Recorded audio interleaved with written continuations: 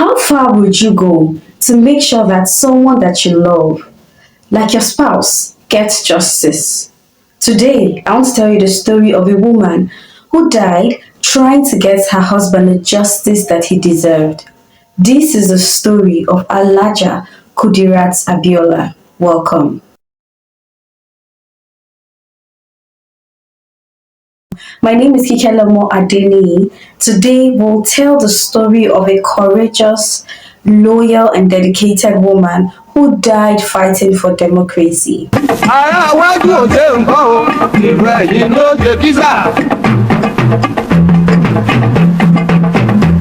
Kudirat Abiola was the wife of MKO Abiola, nee Olainka Adeyemi. She was born in 1951 in Zaria, Kaduna State. She was a successful businesswoman who attended Muslim Girls High School Ijebu-Ode, and during her final year there, she became the head school prefect. She met Chief Moshood Kashimowo Olawale, and at 21, she got married to him. Their union produced 7 children. Her husband, Moshood Kashimowo, ran for president on June 12, 1993, in what is widely regarded even till date as Nigeria's freest and fairest election. At that time, a lot of Nigerians were tired of the military rule, so when Moshood came out to run for presidency, a lot of Nigerians rallied behind him and they supported him. They were happy, they were tired of the military rule, and they wanted a civilian president. When the election was concluded, it was found that a lot of people voted for MKO. So about 98% of the voters voted for MKO. At that time, only 2 states were remaining to be broadcast. So you can already see that he was largely the winner. I mean, if somebody has 98% of the vote, 2% cannot make him lose. So everybody felt like MKO had already won the election. But just as victory was within grasp for MKO and for Nigerians who were eager for civilian administration, the unthinkable happened. The military government put a halt to the announcing of the election results and cancelled the election completely. They were asked to swear him in as president. Abiola was arrested and detained, and this caused a lot of agitation in the country. Now, this thing, like, you'd never know what would be the thing that would bring you to your death.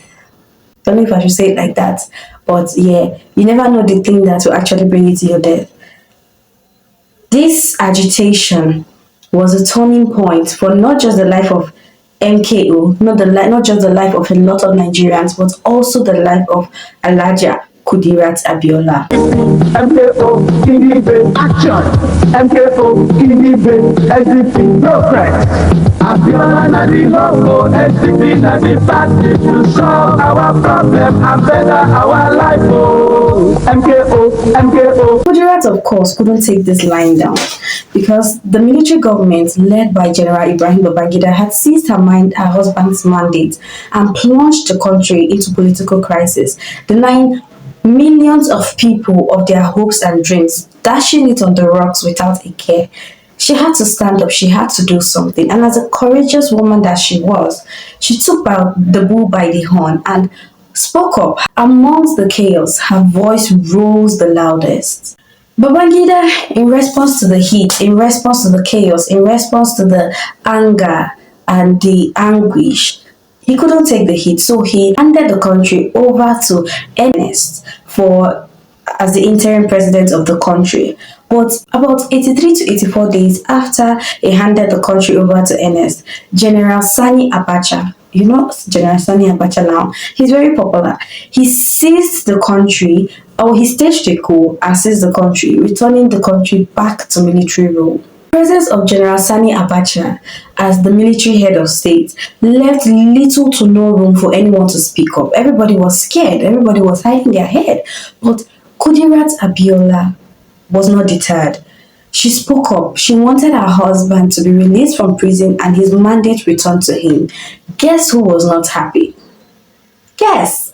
General Sani Abacha was not happy about that, obviously.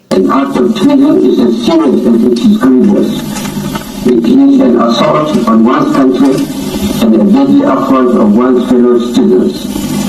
Kudirat transformed into a fearless and courageous woman, and her determination to get her husband out of prison made her a beacon of hope for a lot of Nigerians. And from what I heard General Sani Abacha have said in the broadcast this morning, my principal anxiety is General Sani Abacha in various pronouncements has already convicted Bashono MKO Abiola before the trial starts. But as much as she was a beacon of hope for people, as much as a lot of people saw her as courageous, as dedicated, as a Democrat, as hardworking, as audacious, a lot of people also saw her as an enemy. They saw her as a target. They saw her as someone who needed to be silenced. There were two instances where he came onto the air and said Bashono MKO Abiola has committed treason, and the case is still pending in the court. So I believe that General Sani Abacha is the prosecutor, the jury, and is the judge. In 1994, she was said to have organized and sustained a 12-week workers' strike, oil workers' strike against the military government. First and foremost, they should embargo the oil. They should stop buying this crude oil. It is this crude oil. As long as they are still buying this crude oil, these people will drag us to the extent that we will now revolt to have another Bosnia in our hand. Because once they are still buying this oil and this money is still flowing, they don't care what happens to the ordinary Nigerians. They don't care. And in 1995, she joined a lot of Democrats like Antonia Nahoro to march for freedom in Nigeria. All these things that she did, everything that she was doing, made people see Kudirat for who she really was. They made people see that this woman is brave, this woman is courageous, this woman has the courage to stand up for the right thing. With the stakes higher than ever, Kudirat's activism puts her in the crosshairs of a brutal military regime that was determined to maintain and hold power. They are just deceiving themselves. Instead of them to tell us that they have enjoyed this power so much, they have stolen our money so much that they want to keep ruling for as long as they live. And we will then take our fate, that maybe that is how God has destined us. But instead of them saying that, they will now go on to the air for empty propaganda and deceit that will lead this country nowhere than ruins. Her unwavering bravery, even in the face of danger, led her to her brutal end. It looked like a normal day on June 4, 1996. Kudirat supposedly woke up thinking about the things that she had to do.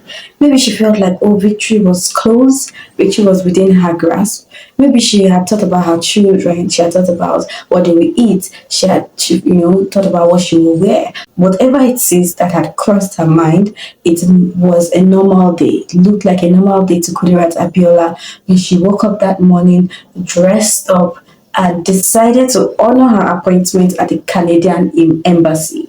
But unfortunately, she never made it.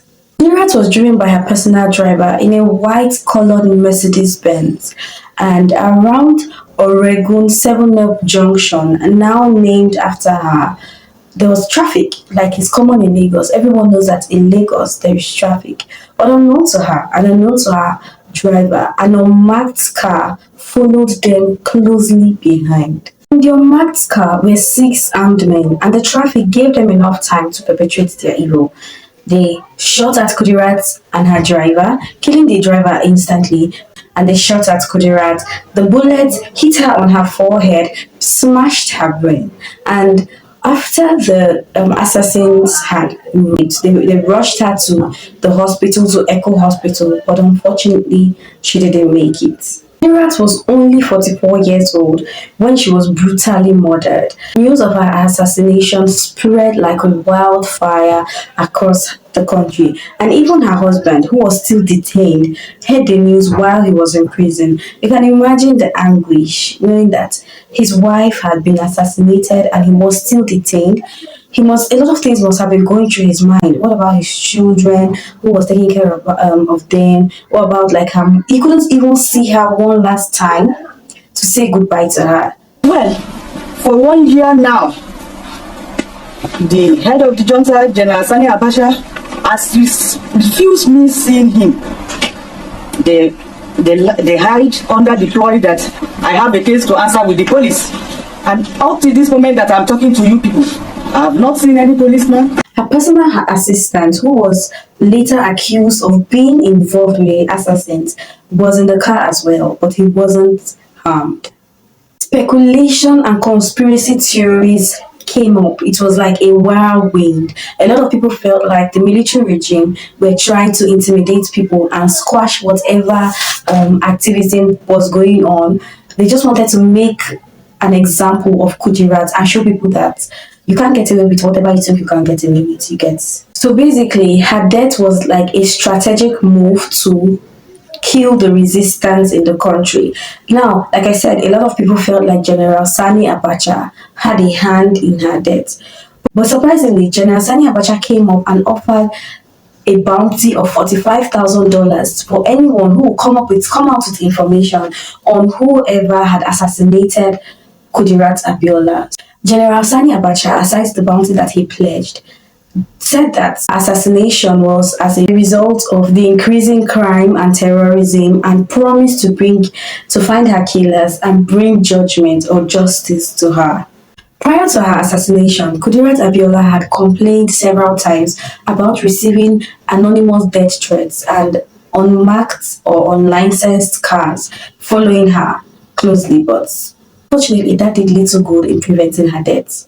Many countries and human rights groups condemned the attack. Now, you would expect that her death would put a halt to the fight for democracy, put fear in people. But the reverse was the case, actually, or the opposite was the case, because a lot of people were angered, and that kind of fueled the fight for democracy.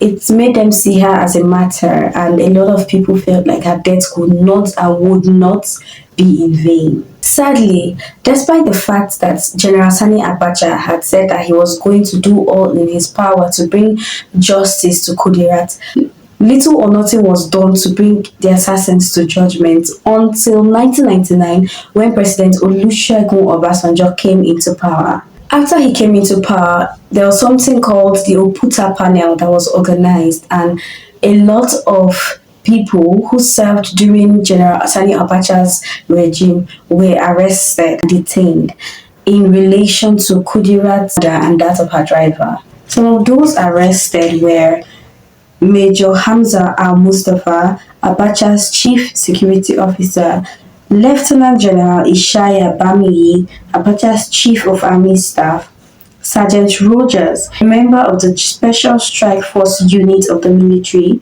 Mohammed Abacha, Abacha's son, and a host of other people. The trial spanned for 13 years, and during this time, a lot of things came to bear, a lot of things came to light. It was discovered that Lateef Shofolahun, who was Kudirat's PA, I don't know if you guys remember him, it was discovered that he leaked her schedule to the assassin so that they could know where she was going to be part-time, and that was how they were able to track her down and kill her.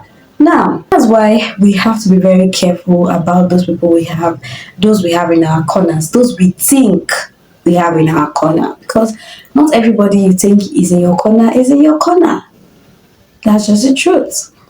Everybody you think is for you is for you, and that's the reason why you have to constantly check, you have to constantly reevaluate, and maybe sometimes when things are not going right, or maybe when your life is in danger, probably withhold information, keep the information to yourself, or I don't know, just do something different. Basically, reevaluate those who are around you to be sure that these people really mean the best for you.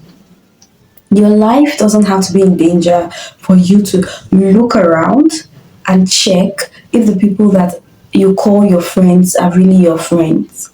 Yes, I mean, if you're a certain age, you must have gone through some certain things that will make you discover that this person is not really who I think this person is. Don't just, put that memory or that feeling, or that gut feeling, or whatever it is behind you, and say, okay, whatever it is that happened that made me feel like that is irrelevant. No, you have to really look at it and make sure that this person is really for you, because it may not be that they may not get assassins to assassinate you. They may actually be the assassins in your house. We've heard a lot of stories of how best friends killed. Oh my god, I digress. I digress. But really, what I'm trying to tell you is be careful, because if not for Latif, probably they would have been able to still get to Kudirat, but probably they would not have. Imagine that it was her PA that lit her shadow. It was also Judas Iscariot that betrays Jesus. What does that show you? It shows you that the closest people to you, those who you think are for you, are really the ones that will do you. Do you get? The you. You said a while ago that during your tenure, you still belong to the strike force. Yes. Yes. While you were actively involved in its activities. Yes, ma'am. You were involved in 3 assassinations. Yes. Okay. Yes. And that in one of that, the only one you personally handled. Yeah. Only one person died. Yes, sir. You didn't tell us who that person was. Kudirat Abiola. On 30th June 2012, the trial came to a close, and Latif, Shafalahon, and Mustafa, who was said to have ordered the assassination, were found guilty for Kudirat's murder and sentenced to death by hanging. The judgments were appealed, and based on the lack of evidence, which led to the prior judgments, the appeals were sustained. That's the prior judgment that said that Latif and Mustafa should be hanged. Yeah. After her death, a radio station's name in Norway was changed from Radio Democracy to Radio Kudirat.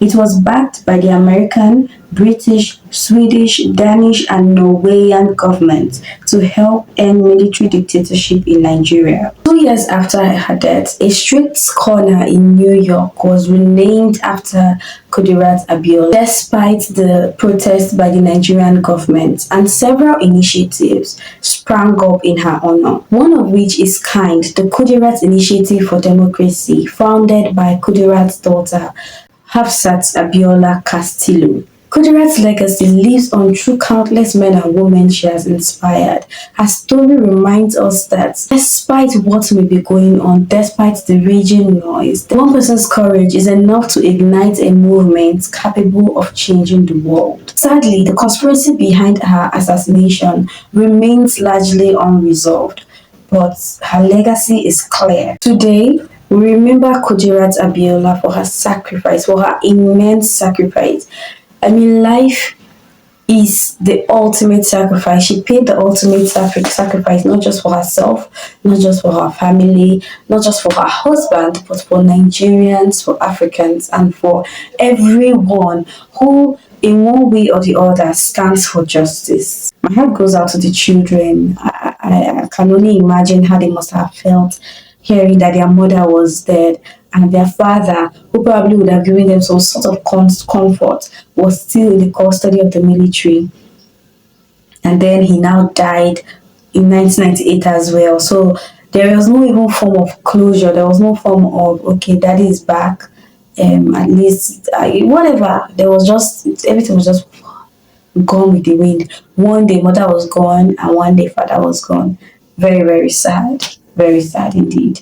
Kudirat Abiola was only 44 years old when she died. I pray she keeps resting even as her sacrifice keeps speaking. Thank you for watching this video. I hope you learned something about Kudirat Abiola, and I hope you learned something for yourself as well. And that is what? Watch your back. Watch your back always, every time, anytime. You have to always listen to your spirit. You have to always reevaluate those around you. Please remember to like, share, and drop a comment. Tell me about your thoughts. Tell me what you think about Kudirat Abiola. Share something you didn't know about Kudirat Abiola that you just found out. For me, I'll say I didn't know she was rushed to the hospital. So once again, guys, thank you for watching. I'll see you in the next one.